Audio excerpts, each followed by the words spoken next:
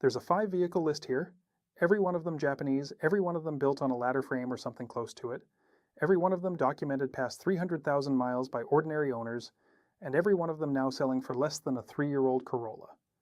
That's the deal. I'm going to give you all 5, what each one actually costs today, what fails first on each, and the one number you check before you hand anybody money. Here's the part that surprises people. On every truck in this list, the engine is almost never what ends it.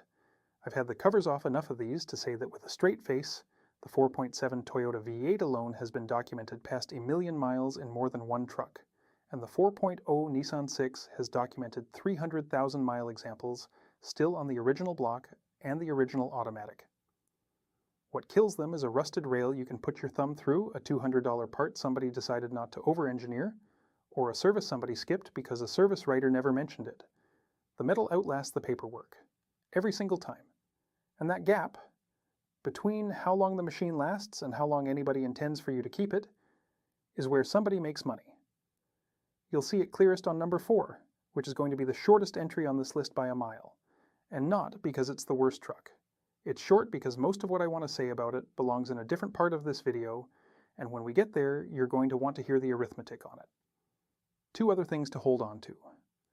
Number 3 is the one an American consumer magazine publicly branded not acceptable, which then sued that magazine and walked out of court with a jury saying some of the statements were false and $0 in damages.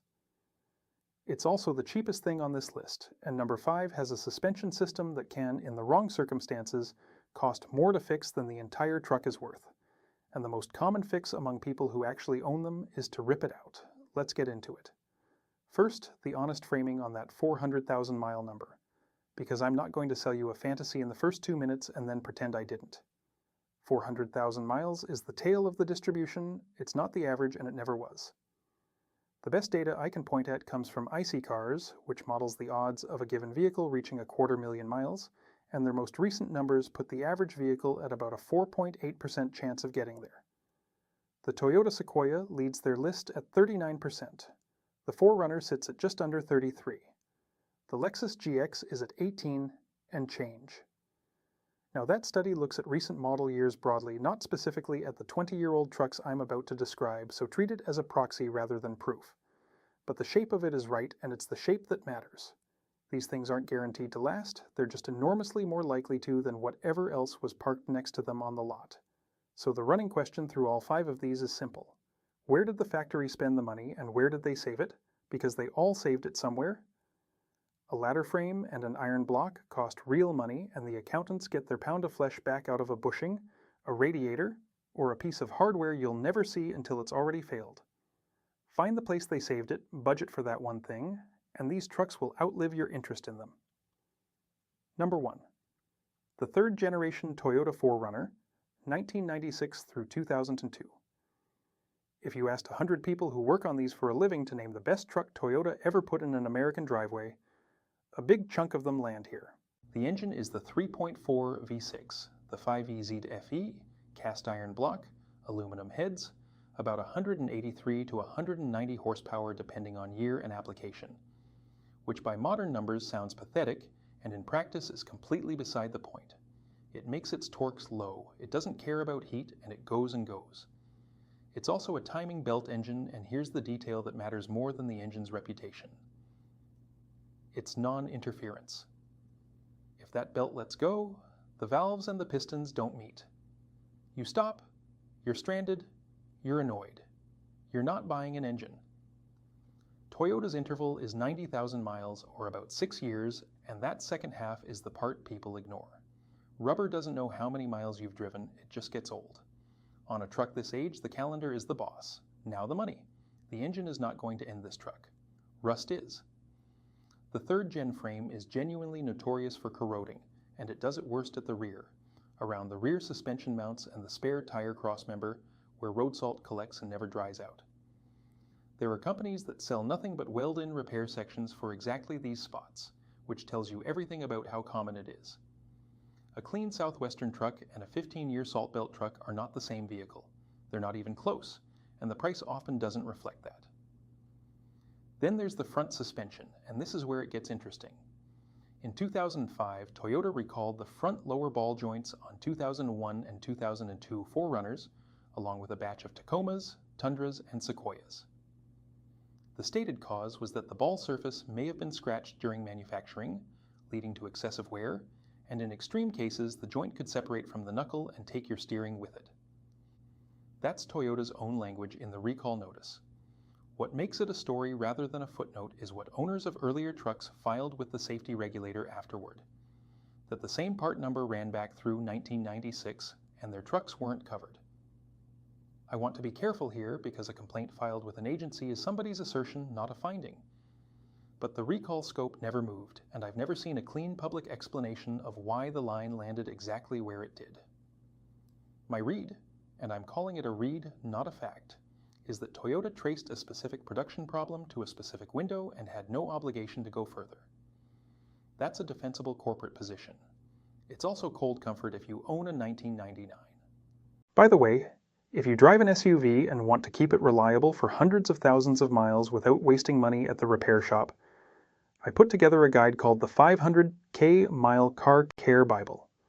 It covers 101 habits that can help your SUV last longer, the warning signs you should never ignore, and how to spot mechanic upsells that quietly drain your wallet. To get your copy, just scan the QR code on screen with your phone's camera or grab it from the first pinned comment below. Practically, what you do is straightforward. You get the front end off the ground, you grab the tire at 12 6, and you feel for play. If there's any, you're doing ball joints, and the well-worn move in the community is to fit the larger Tacoma unit, which requires changing the tie rod end alongside it. Money today? Honest, running third gens with a clean frame start around $6,000 or $7,000, and low mileage clean ones ask well into the teens. Yes, that's more than it was 5 years ago. Everybody figured it out, which raises the obvious question. What if you want the same engineering philosophy without the Toyota tax? Number 2, the Mitsubishi Montero 2001 through 2006. This is the one nobody remembers, and it's the one I'd be tempted by if I wanted maximum truck per dollar. The Montero is the American name for the Pajero, and the Pajero has won the Dakar Rally outright 12 times, including 7 straight from 2001 to 2007, the most wins of any manufacturer, and a record that shows up in Guinness. Mitsubishi is a shadow of itself now, and it's easy to forget they were once genuinely, seriously good at this. The engineering is unusual and worth understanding. For this generation, Mitsubishi didn't build a body sitting on a separate ladder frame.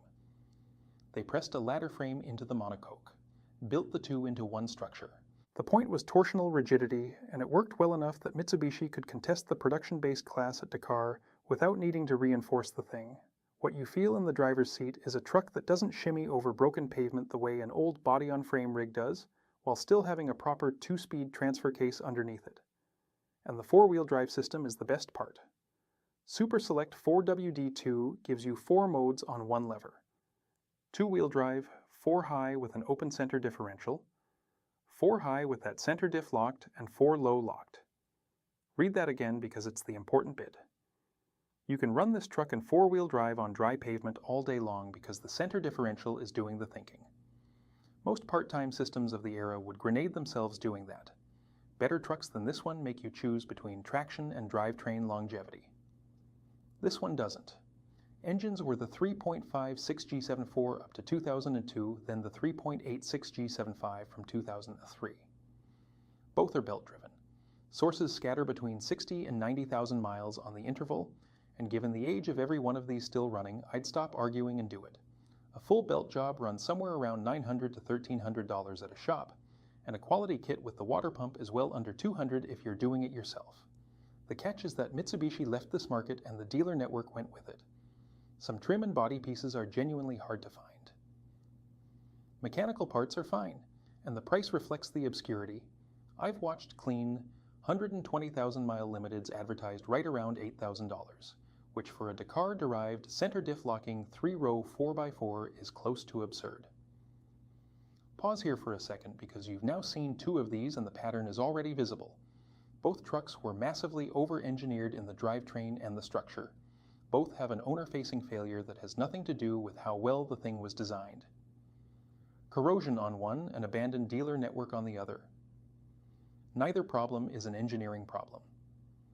Both are decisions somebody made about how long you were expected to keep the vehicle. Hold that thought, because from here, the pattern stops being incidental and starts being deliberate. Number 3 is where a company decided its reputation was worth more than a lawsuit, and number 5 is where a luxury feature turns into a 5-figure quote. Number 3. The Isuzu Trooper, 1998 through 2002. Here's your flagged one, and it's a strange, sad story about a genuinely tough truck. Physically, the Trooper is exactly what you want.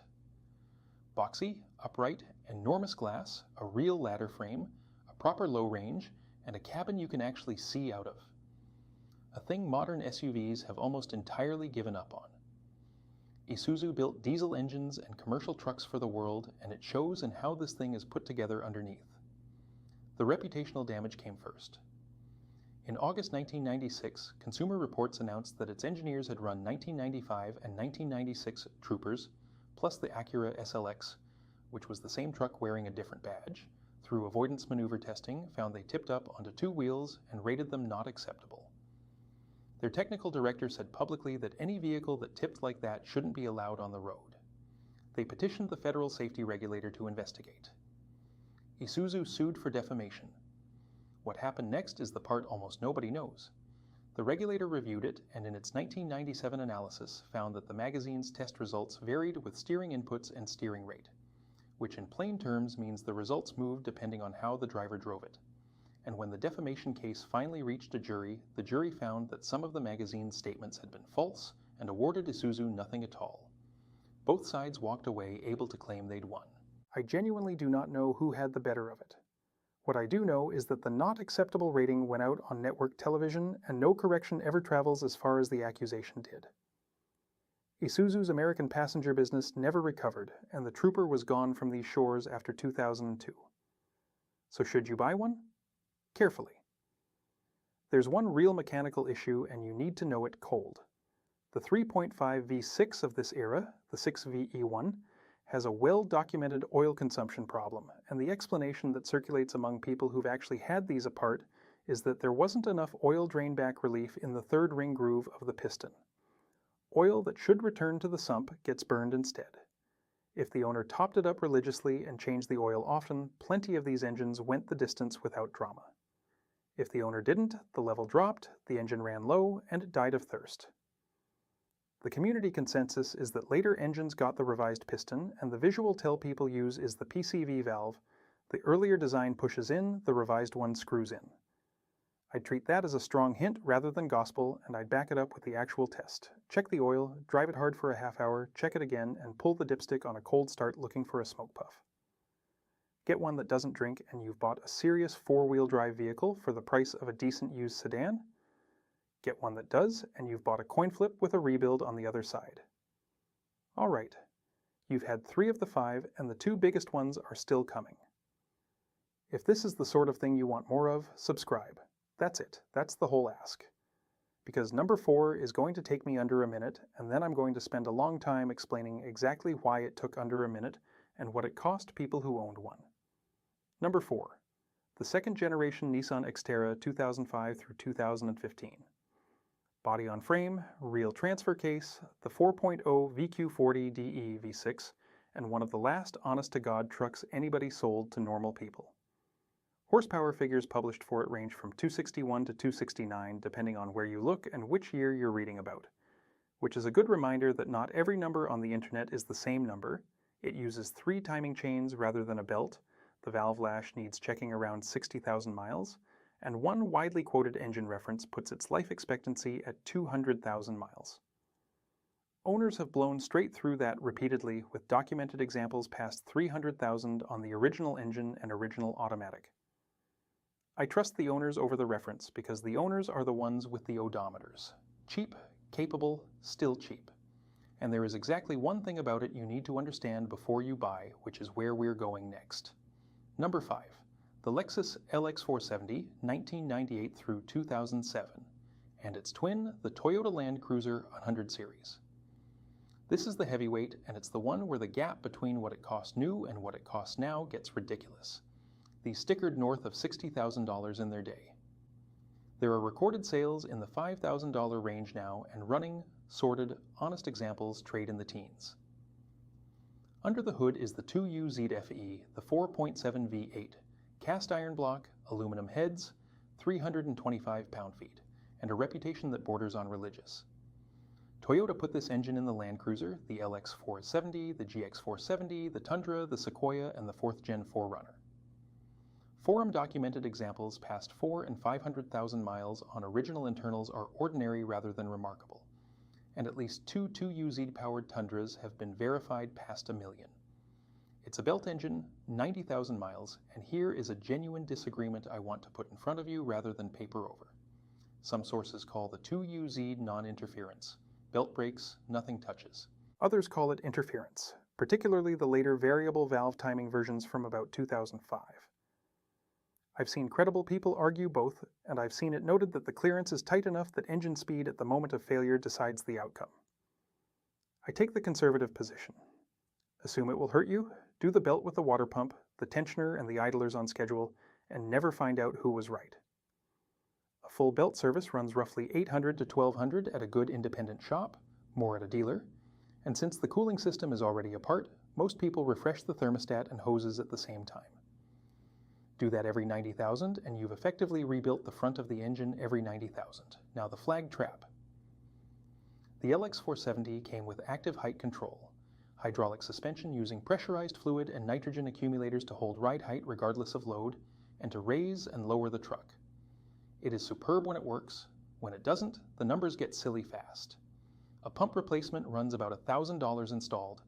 The accumulators, the globes, are what wear out, and a bouncy ride means those, not the pump. But the failure that hurts is contamination or corrosion, and I've read a dealer quote of roughly $2,900 for the control module alone on a truck that might be worth $8,000. One shop that works on these notes that rust is usually the real culprit. A height control shock rusting through and dumping the fluid, which drops the corner on the ground. So what do owners actually do? They delete it. There's a well-trodden conversion using conventional Land Cruiser springs and shocks, and once it's done, you unplug the computer under the dash so the warning light stops flashing. That's the honest answer, and it tells you something. The most reliable way to fix Toyota's cleverest suspension is to remove it and fit the parts from the cheaper version of the same truck. Which brings us to number 4, and the thing I owe you. Let's talk about what happened to people who owned a 2005 to 2010 Nissan Xterra, Pathfinder, or Frontier with an automatic transmission. And I want you sitting in the owner's chair for this because that's the only seat where it makes sense. Your radiator has a transmission oil cooler built into it. That's normal. Engine coolant on one side, transmission fluid on the other, a barrier between them. Cheaper than a separate cooler, and everybody does it. In your truck, that barrier is alleged to fail. When it does, coolant crosses into the transmission and transmission fluid crosses into the coolant. And what you find in the overflow bottle is a pink sludge that owners have been calling the strawberry milkshake of death for the better part of 20 years. Coolant destroys an automatic transmission. Not damages, destroys.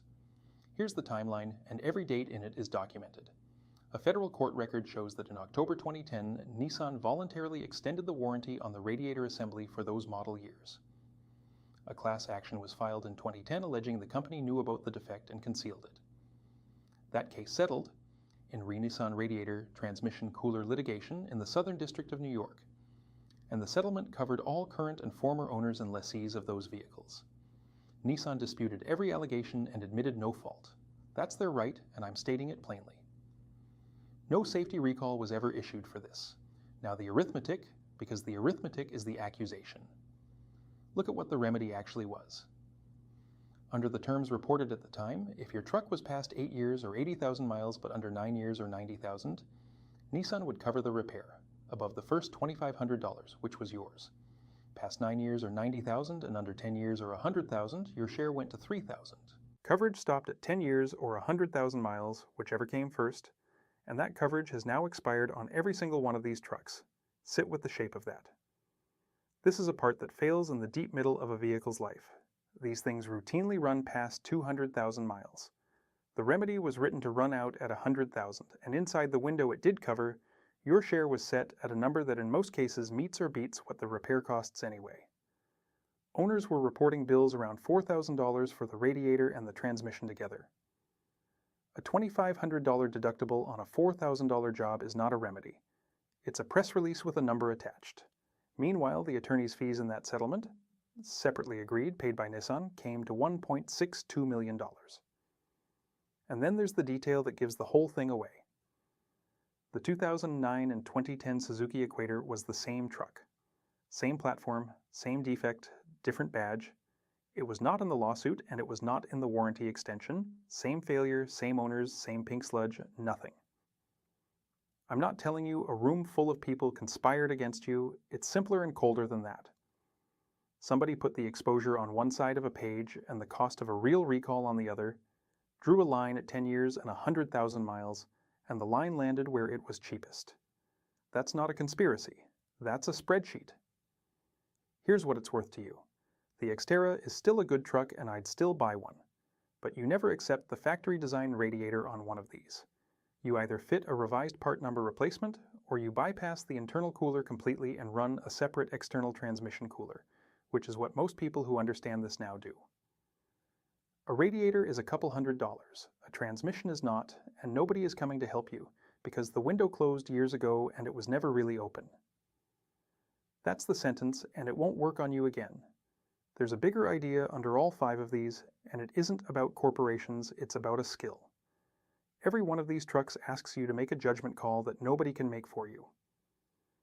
Is this frame sound, or is it papered over? Did the belt actually get done, or does the sticker just say it did? Is that oil consumption normal for the engine, or is it the beginning of the end? 20 years ago, a warranty and a dealer network made those calls on your behalf. On a $2,000 truck with 190,000 miles, there is nobody in that chair but you. And that turns out to be a genuinely good thing. Judgment is a skill, and like every skill it gets better with repetition, and it gets sharper when the stakes are real. The people who buy these things well aren't smarter than anybody else. They've just looked under enough of them to know what a healthy underside looks like, versus one that's been pressure washed and painted the week before the ad went up. They know that a truck with a folder full of receipts and 100,000 more miles is worth more than a clean-looking one with no history. They price risk instead of hoping it isn't there. That's not a nostalgia thing, and it's not anti-modern. It's the same skill your grandparents used buying a horse. Look at the feet. Look at the teeth. Don't fall in love before you've looked. So here's the procedure, not a rule of thumb, an actual sequence you can run on any of these 5 with your own numbers. Step 1, before anything else, get it in the air and inspect the frame or the underbody structure. Not a glance.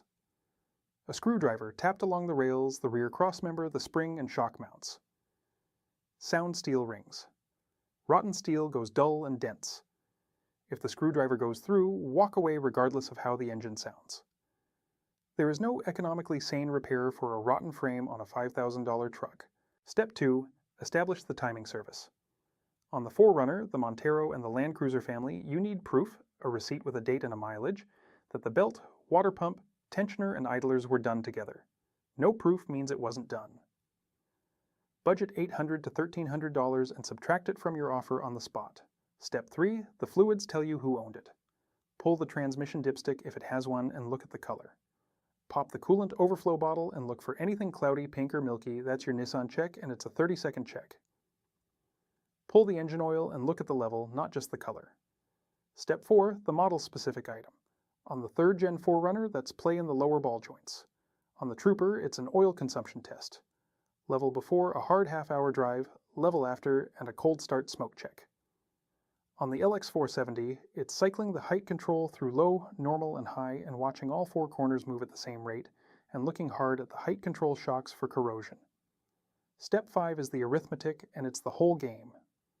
Add the purchase price to every fix you found in steps 1 through 4. That total is what the truck actually costs. Compare it to what a sorted example of the same thing sells for. If your total comes in under a sorted one, buy it and do the work. If it comes in over, you're paying a premium for the privilege of doing the work yourself. Walk. That's a procedure. It takes about 40 minutes in a parking lot, and it will save you thousands. Do it right, and here's what happens. Nothing. Specifically, the $1,500 bill that would have arrived in March never arrives. The transmission you would have replaced doesn't fail. The tow you'd have paid for doesn't happen. You just keep driving a paid-for truck that's older than some of your neighbor's children, and the money that would have gone to a shop stays exactly where it is. That's the payoff, and it's silent, which is why nobody makes videos about it. Tell me where you're watching from, because geography decides almost everything on this list. A 4Runner in Arizona and a 4Runner in Ohio are two different vehicles wearing the same badge, and I'd genuinely like to know what the ground truth is where you are, what these things actually sell for on your local listings, and whether the frames in your area are still worth saving. If you're somewhere they salt the roads 5 months a year, say so. If you're somewhere that's never seen salt and you're sitting on a clean one, say that too, because somebody reading is going to want to know. And if I got something wrong, come tell me. Particularly on the interference question with the 4.7 V8. If you've had one apart, or you've got a factory manual page that settles it one way or the other, I want to see it. I'd rather be corrected in public than be confidently wrong for another year. I read the replies, all of them, and the ones that argue with me are usually the ones I learn from. If this was useful, subscribe. There's a thread here I deliberately didn't pull on. There's a diesel version of one of these trucks that was never sold in America and is, by most accounts, the single most durable thing in the entire lineup. And I keep running into references to it and haven't done the work yet. When I do, that's where it'll be. Until then, check the frame first, everything else is negotiable.